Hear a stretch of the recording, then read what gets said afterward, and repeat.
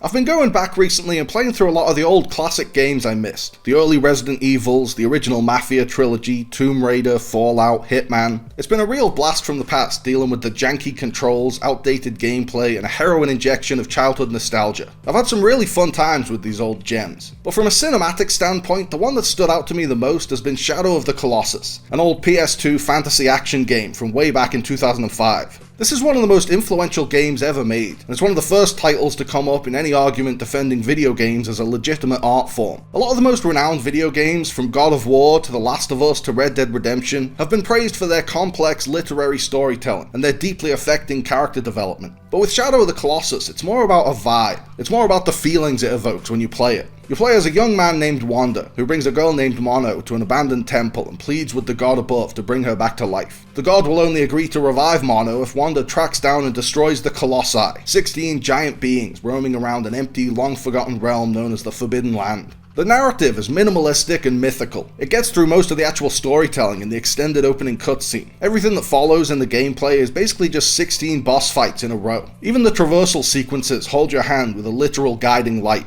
But within that simplistic setup, it tackles some really heavy themes. Wanda is dealing with the loss of Mono and the grief over that loss, and reckoning with mortality, the inevitability of death, and his slim hope that he can undo it. It also touches on elements of religion, as Wanda blindly follows the orders of this sentient deity on the thin promise that his prayers will be answered. Above all, I was struck by how well this game captured the feeling of loneliness. You're all alone on this deserted wasteland. There isn't a single soul in sight for miles and miles around you, and you spend the whole game going to desperate lengths to save the one other person in your life. I'm so lonely, so lonely, so lonely inside real Rome. There's no one, just me only, sitting on my little throne. I'm a pretty lonely dude. I live alone, I work from home, I don't really love socializing or going out, and I haven't been in a relationship that lasted longer than a couple of months in years. I don't have a magical light guiding me towards giants I have to defeat, but other than that, my life and Wanda's life are pretty similar. Loneliness is my bread and butter, so I'm highly attuned to media that touches on that theme and captures that feeling. Punch Drunk Love, Taxi Driver, Elliott Smith, BoJack Horseman. Shadow of the Colossus has that true existential loneliness, like Squidward trapped in an infinite void of pure nothingness. Alone. Alone. Alone. Alone. Alone. Alone. Alone.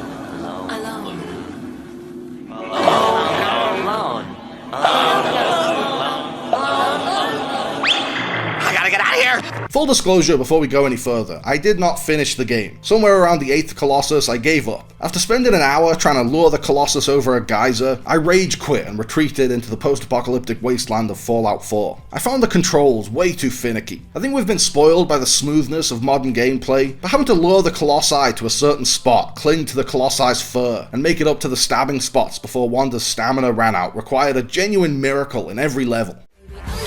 Shake, shake, shake, shake, shake. Shake it off, shake it off. What you say? Oh, that you only meant well, 'cause you did. If I had committed to doing that 16 times, I think I would have lost my mind. I can't believe I made it to 8, honestly. I wanted to quit after every single one.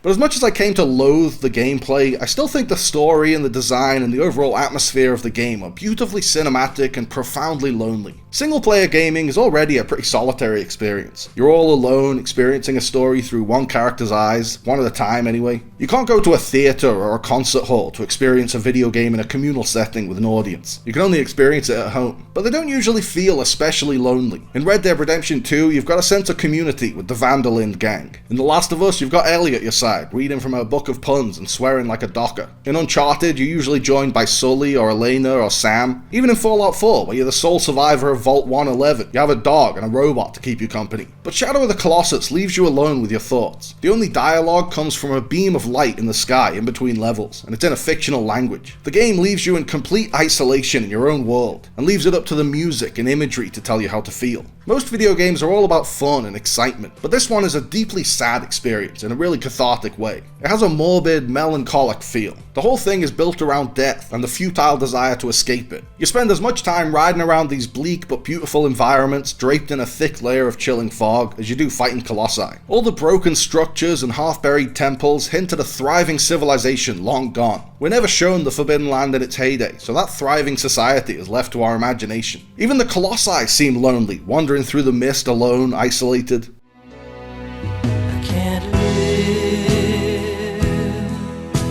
if living is without you. I can't live, I can't give anymore. Shadow of the Colossus might have been one of the most frustrating games I've ever played. Seriously, do the Colossi have to shake you so violently and for so long when you've got such limited stamina? But it's also one of the most deeply moving gaming experiences I've ever had. As Wander is left alone, clinging to hope, dwelling on his loss, with nothing but a horse's loyalty to combat his loneliness, I found myself grappling with all the same emotions. If that's not proof that video games are art, I don't know what is. Let me try it. Just watch me do it. Let me just try it. Okay, how do you shoot it? Square is the stab, and that's the bird. You want to shoot him, get his attention. All right, good. You are ready. And let me pluck him right in the uterus.